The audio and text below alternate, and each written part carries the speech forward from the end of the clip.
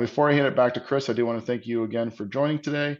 Chris has a great presentation going over some of the different collaboration tools that are out there and what small businesses should consider while evaluating these options. As Chris will show, collaboration tools encompass a wide variety of technology businesses of all sizes use every day. Chris, back to you. Thank you very much, Jeff here.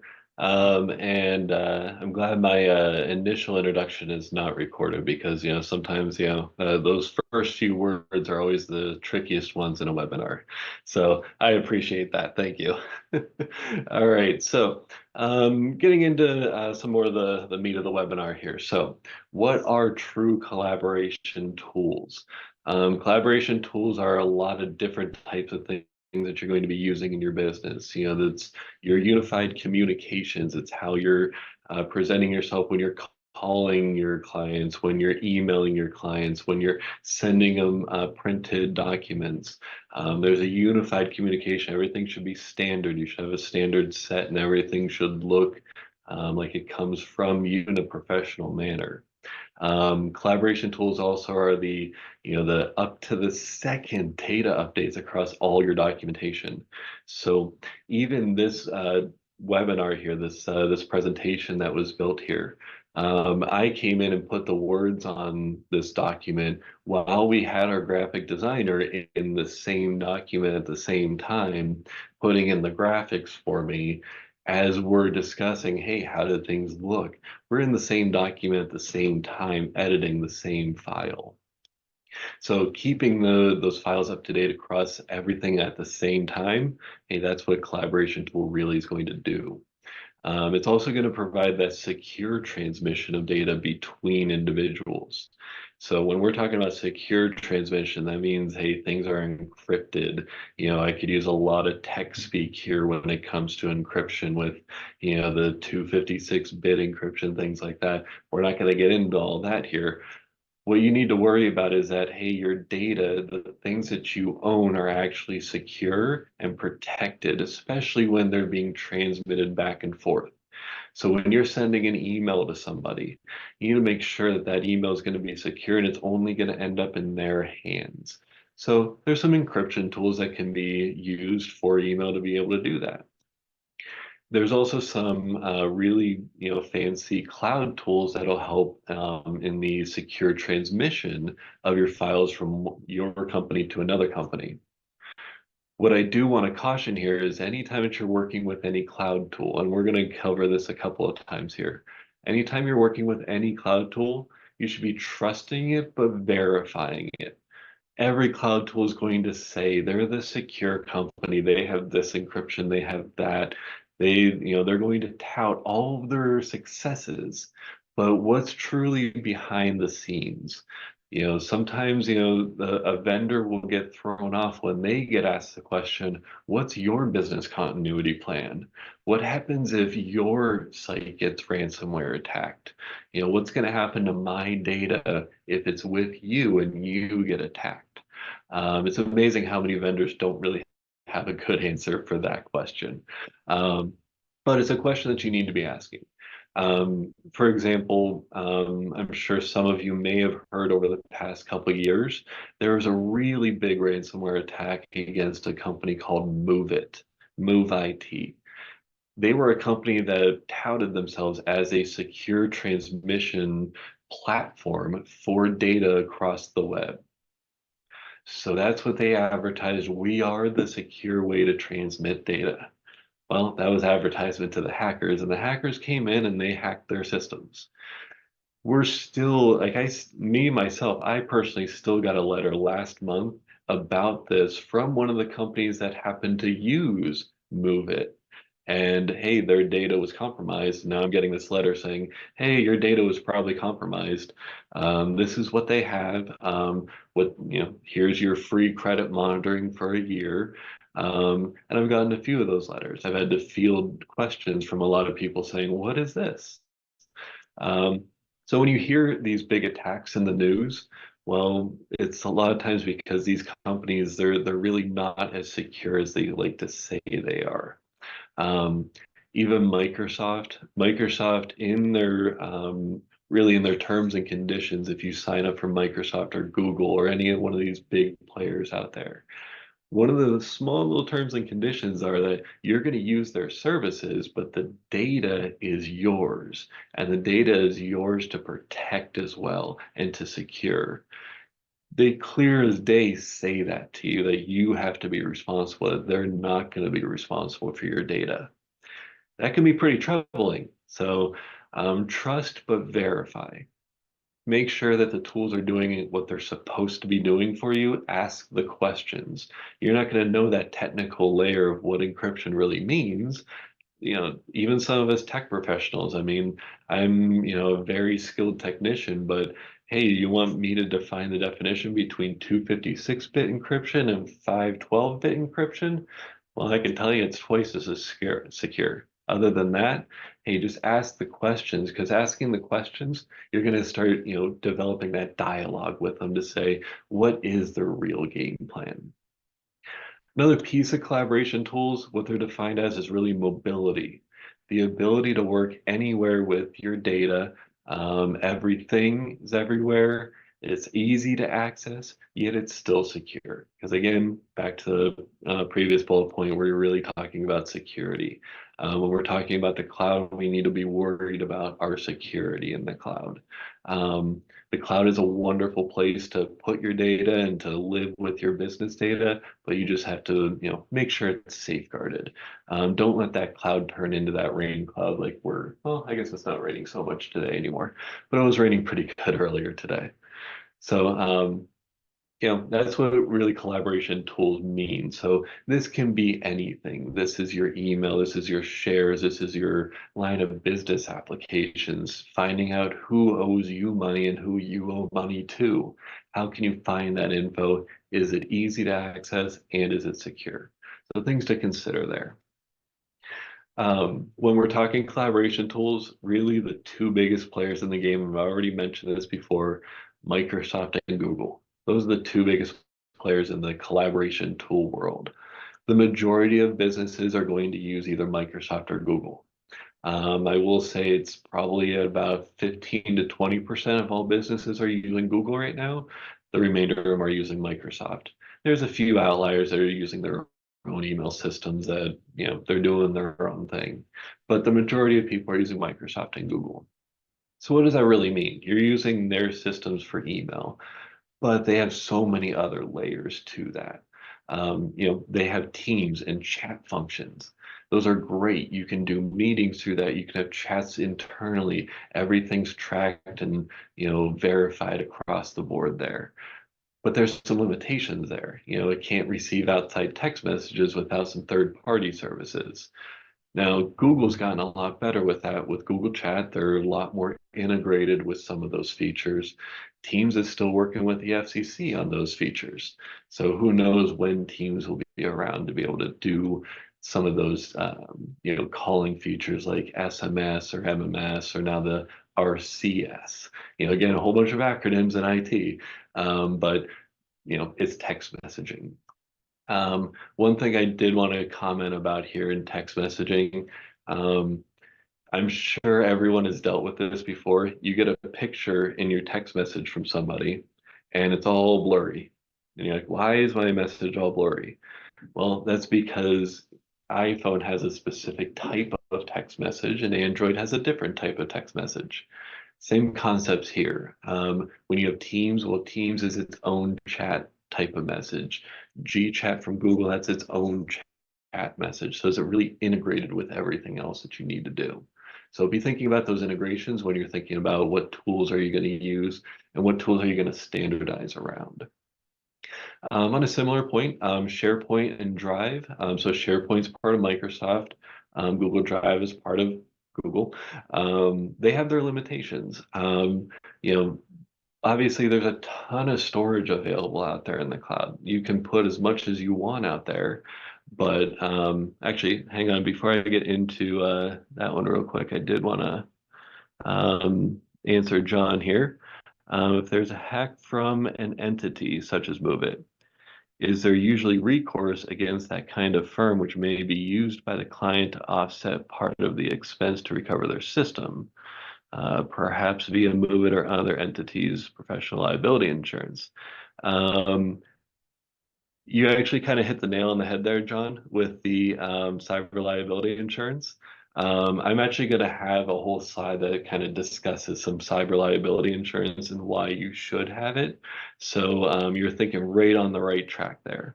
So when you have your cyber liability insurance, you're going to have your questionnaire. But does the businesses that you're working with, do they have cyber liability insurance, and what layers are they being protected on? Because certain layers of cyber liability protection require certain security layers in place. So if you don't have those security layers to prevent things like ransomware, you're not going to be able to get the insurance. So great question. We'll talk about that here in a little bit. So back to SharePoint and Google Drive and their limitations. So you can store an immense amount of data in these cloud systems, but they are going to be very limited on the type of data that you can store there. Now, SharePoint and Drive, you can host a database program file in their system, but I'm going to tell you it's not going to work very efficiently. SharePoint and Drive, they just weren't designed for database type systems. They were designed for Word documents and Google Docs and Excel sheets and PowerPoints and things like that, PDF files. They weren't really designed to hold database files. So if you're starting to get into that complexity of having things like access databases and other types of database files, well, SharePoint and Drive may not be the solution for you. If they are, there's going to be a lot of complexity in setting those things up.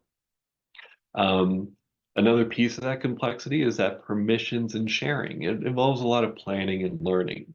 When I'm talking about permissions, I always like to use the example of a tree. A simple, oak tree. Your tree trunk is really your platform. What are you using? Are you using SharePoint for your platform? Are you using Drive for your platform? So that's your tree trunk. As you look up that tree, there's branches that come off that tree. Your biggest branches are at the bottom. Everyone can climb up to those branches. Those are your general share files. So your branches become your folders and who can access what folders. So you start climbing that tree, every branch is another folder that only certain people can actually climb onto and hold onto. So at that top of the branch, you're only talking about ownership level documents. No one at that bottom level who's grabbing onto those general files, those general folders, they're not going to be able to see that top of the tree. They're going to be at that bottom where all the general files are at. So making sure that that's planned appropriately and tested and working properly so that everyone knows the expectations of what does this tree look like? What do my branches look like? And even if you really wanted to get down into the, the nitty-gritty nature weeds of it, the leaves themselves are really your files. So who can pick a leaf off that tree and take it with them away from your tree?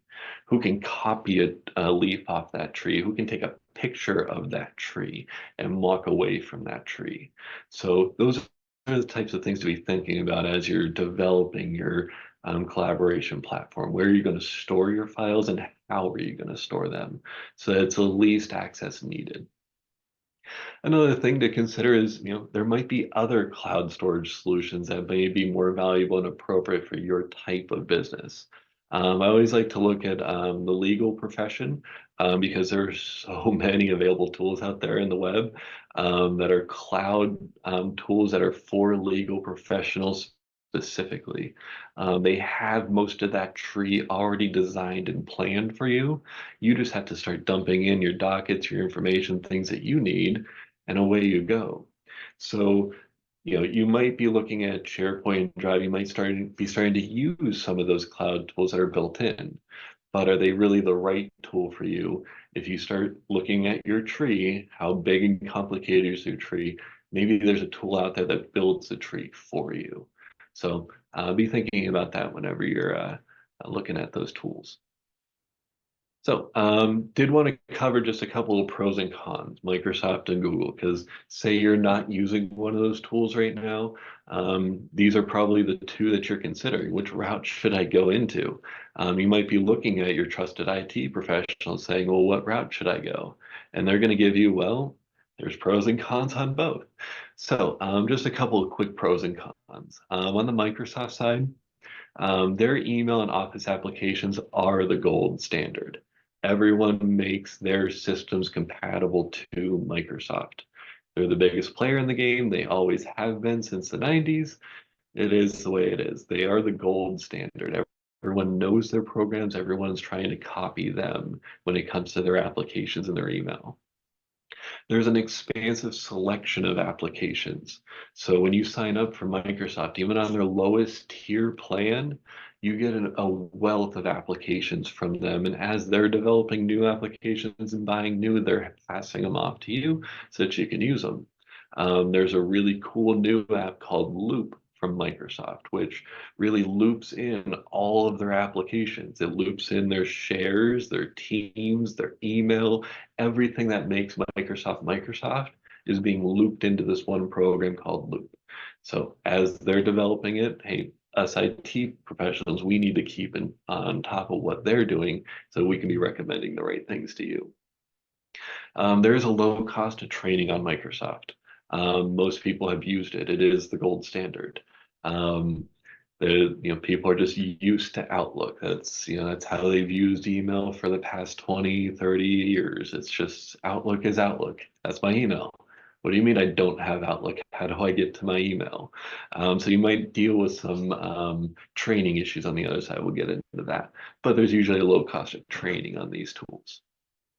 Now, Microsoft, they are the biggest player in the game, which means they also can become very pricey. You can get plans from Microsoft as cheap as, $5 to $6 per email address per person that you employ. You can also get upwards of at least $100 a month per license. There is some complexity in their licensing that it could be its own month-long webinar about how their pricing model is and how their licensing structure is. But then I would do that webinar and then Microsoft would change them all in 6 months anyways.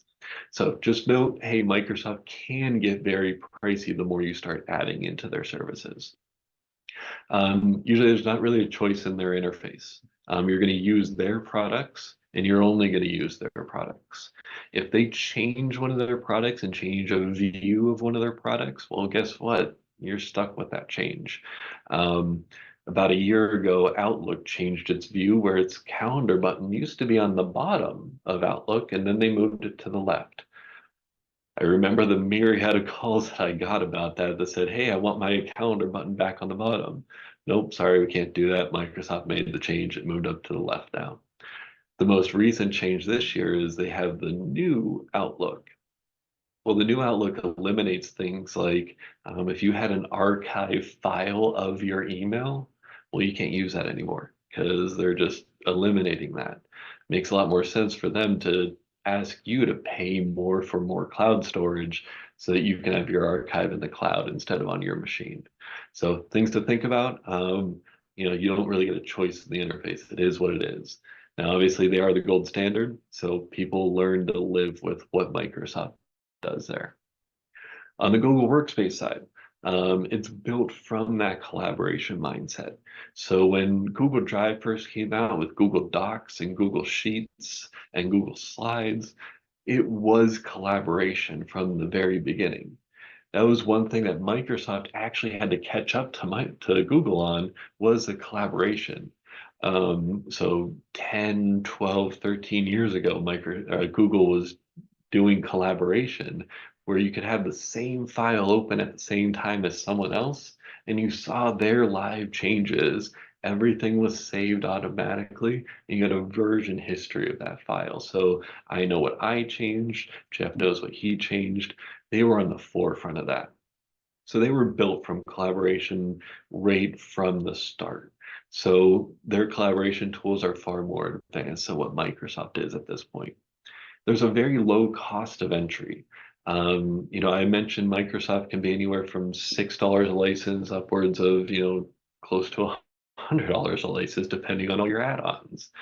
Google's going to be much more affordable. The lowest level license is going to be about the same as Microsoft, your $5-6 a month. You might be looking at a $20 to $30 max on Google when you're really talking about all the features you would need for somebody. So much lower cost of entry per employee. Definitely has its bonuses there. Their feature sets also includes some different things than from what Microsoft really includes. Things on Google can actually include websites and hosting and your actual registrar where you purchase your domain name. The webinar last week spoke a little bit about making sure you own your own domain name. Google can actually do that for you. Microsoft, again, they're trying to catch up. They can do things like you can have your website on SharePoint, but you're going to need a SharePoint developer to do that. If you're hosting your website at Google, hey, you just need a web developer, not necessarily a SharePoint developer to help you with that. So Google does have its advantages there. Certainly being the registrar, that's a word that's very common in IT. Your registrar is basically who you bought your domain name from. So your email address, for us, it's at ecsconnects.com. There's a public registrar that if you go out and search for where did ECS buy ecsconnects.com from, you'll find that we bought it from one of the biggest registrars out there, networksolutions.com. GoDaddy is another registrar. Everyone's heard of GoDaddy. Their advertising is beyond anyone else. But that's what GoDaddy does. GoDaddy is a registrar and a website host. Google can do that as well. Google's about, I think, in the top 10 or the top 20 now for size of registrar. Training staff, well, I kind of alluded to this before. It kind of gets a little complicated on the Google side because people want Outlook. I was onboarding a new client the other day and they had a new employee. She was 8 days in, and one of her first questions to me, she's like, look, I'm only 8 days in, but can I use Outlook? That business had already chosen Google was the platform that was going to work for them. Now, there's some ways around and we can make Google work inside of Outlook, but then it's not really officially supported by Microsoft or Google.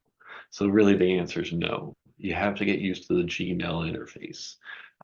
Speaking of interface, it really is starting to become a dated interface. There's no difference between my Gmail interface and my Google Workspace interface. It's very basic, but hey, basic works for a lot of people too. One other negative before I move on to the next slide is really our compatibility issues. Again, going back to Microsoft being the gold standard, everyone's trying to be compatible to Microsoft. Because on my very first slide, I kind of commented, Microsoft is a good chunk of the business world, 75, 80, possibly even more percentage than that of people are using Microsoft products. So when you're working on a Google Doc in Google, well, now I have to save it as a Word document to make sure that Microsoft people can see it. Now, Google's done a lot of great things. They're compatible. Google themselves can open up a Word document and edit it, but then it's no longer a Google Doc. So there's a lot of layers to be thinking about there. There's always going to be that compatibility issue because so many people use Microsoft. Now, I feel like I really kind of lean towards Microsoft there.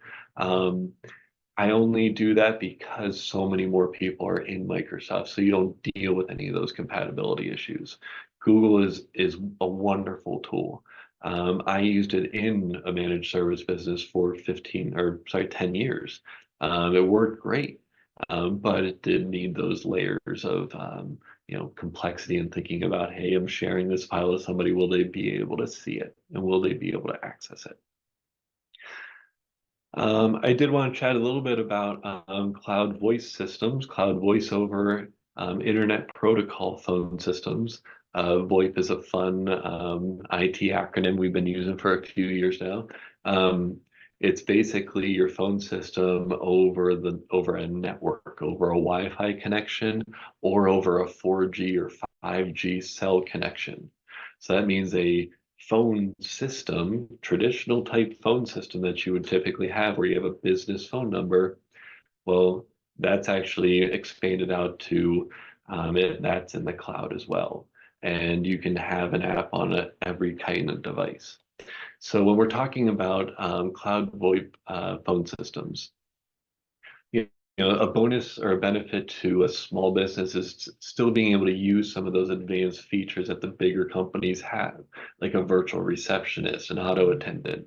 When you call in, something that answers immediately all the time and gives you some prompts for what do you want to do from there. Really gives you that ability to control the call flow into your business. People aren't calling you directly constantly for every single question. Now you hired staff to be able to do that. So force that call flow into their queue. Um, you know, we were just chatting about cloud and collaboration tools. Well, your voice over IP system should really integrate with that as well, because hey, this is part of your unified communication. This is you presenting yourself as your business, no matter how you're communicating to your clients. So, your voice over IP system, I mean, is it popping up client details during calls? So when you get a call at your desk, is your laptop popping up a message saying, this person's calling, this is what they called about last time. These are the issues that they had before. So you're going into that call with a little information beforehand. It's a lot easier than a blind call. That ability to click to dial from your tools. So say you have a line of business application for your legal profession, or say it's an insurance profession, you're dealing with commissions. Well, you should be able to click through there to be able to click and dial right from that. So you can verify information. You don't have to go to a separate application for that. Even recording calls for training and even to prevent miscommunications. Obviously there's a whole legal set of things that you have to deal with when you're recording calls. I'm not going to get into that today, but you do have that bonus of being able to record your calls for training and preventing misunderstandings. You can do all that with a cloud phone system. You bring your own device, another acronym, there's too many of those in IT, but you bring your own device cell phone application. What that's going to equal is a low initial investment. I don't want this to be a sales thing at all. This isn't what that is. I just want to comment that when you're using your cell phone, you already have a cell phone. All your employees already have a cell phone. They have a cell phone number attached to that cell phone. If they call out from their cell phone, they're calling from their cell phone. Even if it's a business phone that you provided to them, it's still calling from their cell phone. When that person gets that call on the other end, what's the very first thing they do? Well, they put them in their contact list and they save, because now they can contact that person directly.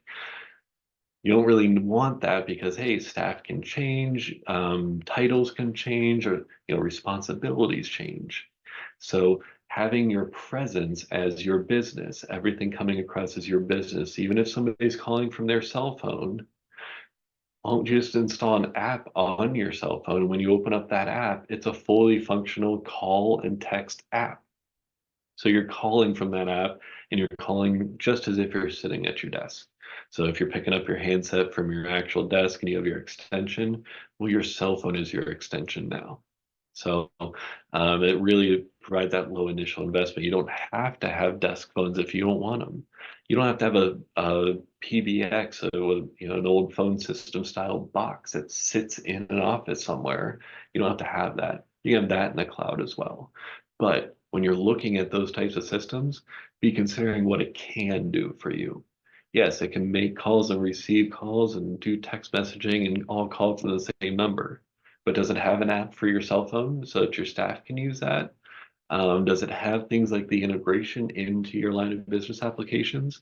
And what things matter to you versus what they don't? Because if they don't, hey, there's certain tools that might be perfect for you that aren't perfect for other people. One critical thing to me being in the IT world, people love to have my direct number. My direct number is like gold to people because it's the, hey, I can contact them anytime and text them anytime and get IT advice anytime. Same goes for any business. Once people have your personal number, hey, that's open door for you at any time. So, it's great to be able to stay connected to your business number and contacts from anywhere. You can do that. But when you're using a voice over IP system in the cloud, well, all those things stay in that system.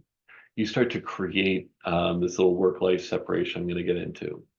You're using an app that's separate from your actual cell phone. So your cell phone has your contacts, your app has all your other contacts and all of your history there. So creating this work-life separation enables you to decide when you can be reached and when you can't be reached. You can take that app and you can put that app on silent. You can put that app on do not disturb. That app can say go to voicemail all the time. And guess what? Your personal phone, hey, you can still chat and communicate with your friends and family and still have your life. It's amazing for even vacation just to be able to disconnect and say, nope, nothing, I'm not going to see anything.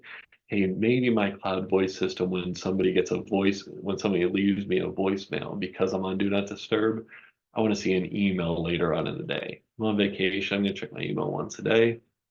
Hey, I want to see what voicemails I got. I don't want to actually have to pick up a phone. I don't want to dial anything. Hey, those things are available. That concept of one device with multiple numbers. I mean, my cell phone right now, I have 3 different phone numbers I can call from. I can call from my cell phone number. I can call from our business phone number.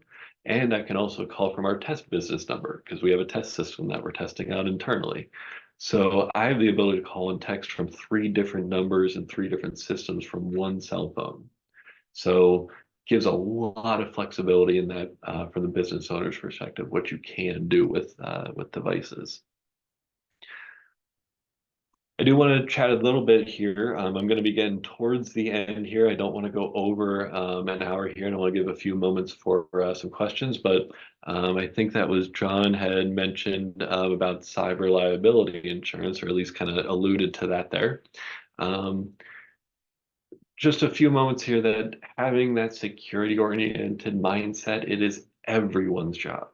It's not the IT professional's job. It's not the business owner's job. It's not the politician's job. It's not it's everyone's job. It's everyone around, all of us. There's a fun quote that I had heard years ago. And as far as I know, it's not associated to anyone. I tried to do some research on that. So as far as I know, it is unknown, but it is intention that moves energy. Well, what does that really mean to us here? Well, your intention and your cyber practices are going to generate the action and the change. So what does that really mean to all of us? When the security checklist on the right here, I'm really talking about a culture shift towards security. And this means everyone's going to be concerned about security. Everyone's going to be scrutinizing that email that comes in, just for that extra few seconds. Hey, I was asked to buy something on my credit card and it's a gift card for the owner of the company. Yeah, I don't care that I'm brand new to the company. I'm not going to do that. There's a story I had to deal with from a law group. One of the new legal professionals, they were only 2 weeks in, they got an email from the owner of the law group that said, hey, go buy some Apple gift cards. We need them for this case. She kind of thought it was odd, and that's an odd request, but she's new. She wants to make a great impression. She ran out, got those Apple gift cards, sent over the details, walked into his office and said, hey, did you get all that stuff that I just sent you? And he says, what do you mean? All she had to do was do that first walk in right off the bat. Hey, this request doesn't sound correct. And she's not going to reply to the email that she got with the request because that's just going to engage the hacker more. She's going to call the owner. She's going to physically see the owner and say, hey, what was that request about? This is everyone's job to worry about security. Because yeah, that person, that's a really bad situation. The company felt really bad and the company reimbursed this person still. They did some really cool things to help that person. But when it came down to it, the hackers now had $5,000 more than what they had before. The big thing in the news right now is the prescription healthcare hack that happened that took down the prescription payment methods for a couple weeks. There's some rumors going around that potentially the ransomware was paid. Well, that was $22 million for that ransom. That means $22 million went into the hands of the ransomware hackers, the bad actors. They got that money. And sure enough, through the web, what we're hearing now is ransomware actually is handled by multiple companies. So there will be a company that they offer ransomware as a service. So they're a group of criminals that are offering ransomware as a service to other people that just want to pay them to go do the hacking for them. So that's what happened in this prescription healthcare hack. So one group hacked the data. They have the data in their control now. This ransomware as a service company now is in the middle collecting the money. Well, they collected this $22 million and then they shut down. The company that has the data never got paid. So the company that has the data has no real reason to delete that data. So yes, the prescription healthcare system, they have a decryption key. They can get back and running. But the bad guys have the money and the data still. So at what point do we say enough is enough and we have to shift our entire culture towards a security mindset? So again, going into that trust but verify all of your tools. You're not going to know what questions to ask, but continuously ask the questions. If you don't get an answer if it sounds like some IT BS that was made up, question it a little bit harder. You know, we in IT, we're great at coming up with our own titles, our own acronyms, our own everything. Question us, make sure that, what we're saying makes sense to you. And if it doesn't, question it more. Ensure that data encryption is happening at all points. Again, how do you know if it's encrypted? Well, you got to ask if it's encrypted or not. Is your laptop itself encrypted? Is your thumb drive encrypted? Is your phone encrypted? All the areas where you can access your points of data, hey, those all need to be encrypted now as well. Something interesting that a lot of people don't know, and again, I don't want to ever talk bad about somebody, but this is a known fact from Slack. Slack communication is encrypted, but the actual messages at both endpoints are not encrypted. And that's by design so that businesses can go in and see what's going on in their chat history. So the message in transit is encrypted, but the message once it resides on both sides is no longer encrypted. So again, all the different layers that people need to think about as we're shifting this culture mindset towards security. Last piece I want to talk about real quick here on this slide is cyber liability insurance. I am not an insurance broker. I don't pretend to be. I don't sell insurance. I don't want to sell insurance. That is something that it's beyond me to understand the complexities of that. But what I do know is cyber liability insurance is still in its infancy and people are starting to get it and use it. What's going to happen is if you go and you ask about cyber liability insurance, what you do is you go to your business insurance provider and you say, hey, can I, do you have anything that would be, a rider for cyber liability insurance? They may say no. And if they say no, ask, why don't you offer that yet? If they do say yes, they're going to hand you a really long questionnaire. And this questionnaire is going to be anywhere from 10 very basic IT questions to 10 pages of very detailed, very vague IT questions. These questions are going to be things like, do you use multi-factor authentication to access your data? Well, a lot of people have the misconception that, well, my data is in Microsoft and my Microsoft account requires multi-factor authentication. Well, is that sufficient for that insurance application? Because when it comes down to it, the insurance is going to say, well, you weren't actually using multi-factor on your machine. It wasn't encrypted. Your data just sat there and was downloaded onto your laptop, and then your laptop was stolen. Well, you weren't using multi-factor authentication then. So these things in cyber liability insurance, when you go and you ask your business insurance provider about this, you're going to get a questionnaire that it's going to be very complex. A lot of what I built around my security platforms in the past few years have been built around what cyber liability insurance is requiring.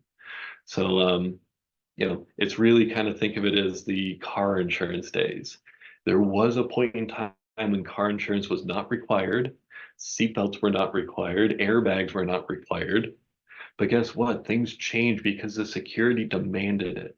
Insurance companies couldn't keep paying out massive claims for people dying in car accidents when you could just put a seatbelt in place, when you could put an airbag in place.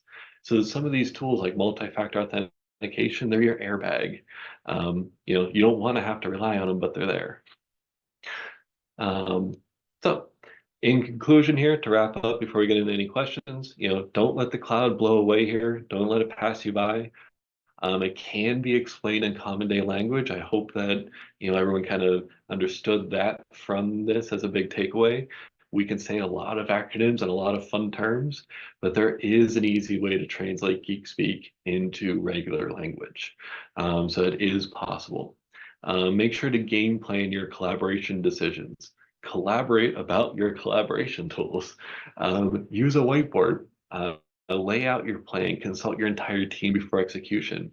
If you're building that tree, drawing that tree on a whiteboard, who can climb each branch? Well, maybe you don't realize that accounting actually needs access to the sales documents because sales is putting in all their info into the sales folder, and accounting needs to go and access that so that they can see what sales is doing to enter in the right info.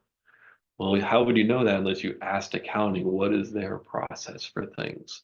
So make sure you include your entire team when you're making these technology decisions. There are a lot of local MSPs. I'm not sure how many people here are local from Erie or nationwide. There are nationwide managed service providers. There's local managed service providers. We're all here to help guide your plan, help ensure your business is safeguarded. It's always going to be ever expanding and ever changing. That's why I like this business, is because of that. No 2 days are different, and I'm always learning something new. So it's a lot of fun for me. Let us do that. We'll help you run your business. So that's my webinar. Does anyone have any questions? Hey, Chris, real quick to go in on John's question a little more. I think it is definitely good to ask those entities, like, what are their policies, if there isn't a incident, but the best way to stay covered and the quickest way to get reimbursed is to have your own cyber liability insurance. Yep. Certainly. A couple of things to even be thinking about as things like those hacks happen. So, John, with MOVEit, a lot of these companies were caught off guard because they didn't have a policy in place for how to handle that. So they had employees out on social media saying, "Oh, my company was hacked." Well, was that approved for them to go out on their social media and say that? Not necessarily. There had to be an official letter, an official policy, something sent out that was very official from the legal team, from the marketing team, from the ownership team. It's all put together and crafted the way you want your message to be presented. One of the from that prescription healthcare hack, we have some investigation happening into that from the FBI now and Department of Homeland Security, Homeland Services, whatever it is now. And they were actually commenting about how the security is everyone's responsibility. If you're using a service, and that service gets hacked, well, make sure your stuff is protected so you don't spread it out to everyone else. Again, back to that rain cloud. The clouds are great. Clouds are awesome to put stuff. Don't be the rain cloud, and don't bring the rain cloud to the whole community where everyone gets rained on and some people get hit by lightning. You don't want to be that person in the community. So do the things on your side first. Make sure you're protected so that nothing spreads out, even if you are compromised yourself. Cool. Any other questions? I'm not seeing any hands raised, so that's a good sign. Nope. Well, Chris and Jeff, we appreciate your time and covering all that. And next week, if you give us a little introduction of what we're going to be covering. Yeah, so next week we had a three-part series here just about managing technology. Our first part last week was about just things to consider when you're managing technology as you're hiring your employees. What's the cost of actually having an employee from a technology standpoint? Things to consider when you're hiring an IT person or a managed service provider. So some of those top level things that you need to be concerned about with technology. This week was a little bit more about the tools and some of those starter tools that you might be using, how things should integrate, some concerns, some questions you should be asking yourself.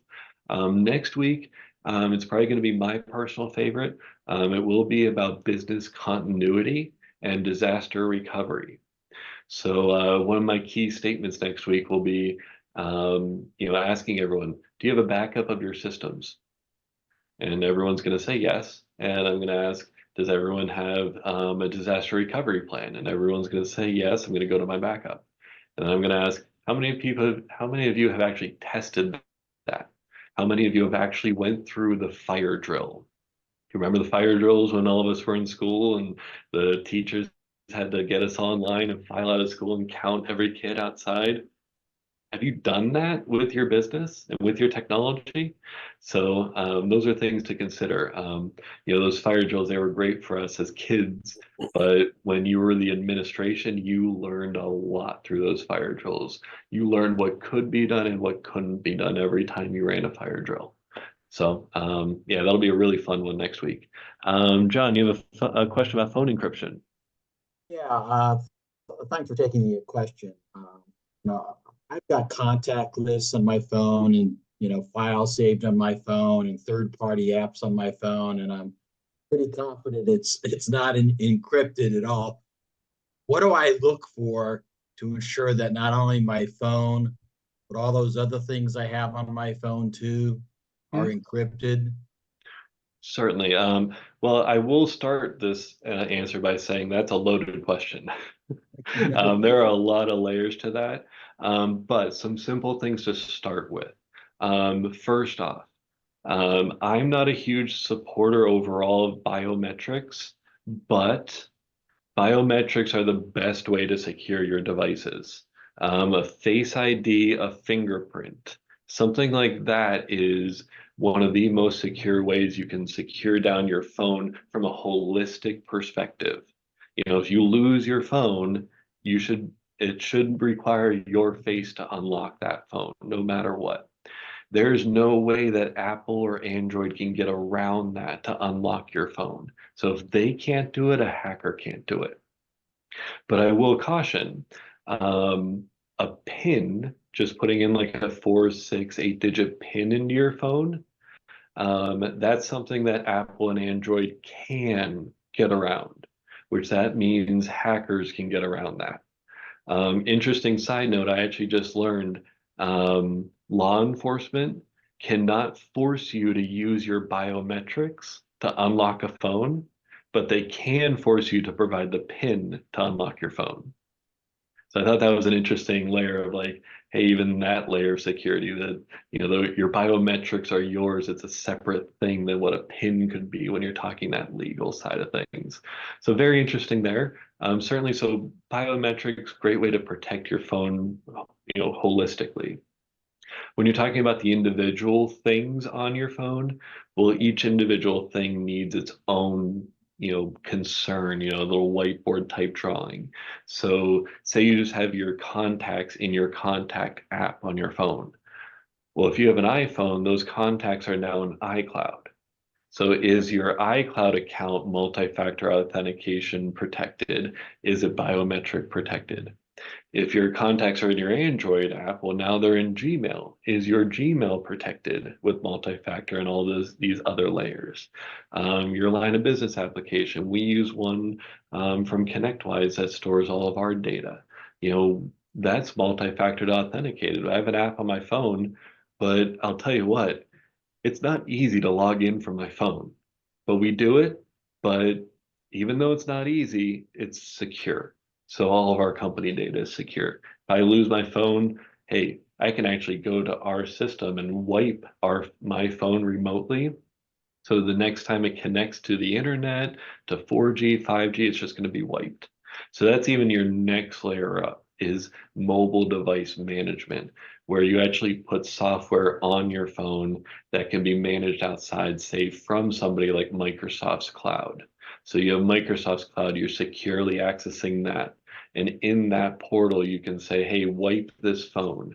That employee left on bad terms. They have data on their phone. Wipe their phone so that they can't get access to that. So lots of layers there. And Chris, I think from a business standpoint, that's what we recommend. If you're going to have business files or things on your phone from that standpoint, is to have that endpoint protection on the phone itself too, where the business can control it. Yep, certainly. So what do I do as a solo entrepreneur? I mean, once in a while I'll contract with somebody, but otherwise it's me and a laptop and a phone. I mean, what kind of software brand name should I be looking for? Or should I go through my